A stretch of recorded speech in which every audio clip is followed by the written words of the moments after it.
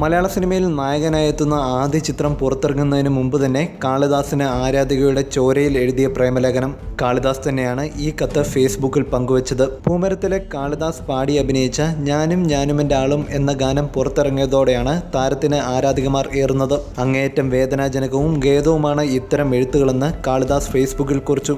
കാളിദാസിന്റെ പോസ്റ്റിന്റെ പൂർണ്ണരൂപം വായിക്കാം. രാവിലെ ഉണർന്നത് തന്നെ ഏറെ അസ്വസ്ഥത ജനിപ്പിച്ച ഈ കത്ത് കണ്ടുകൊണ്ടാണ്.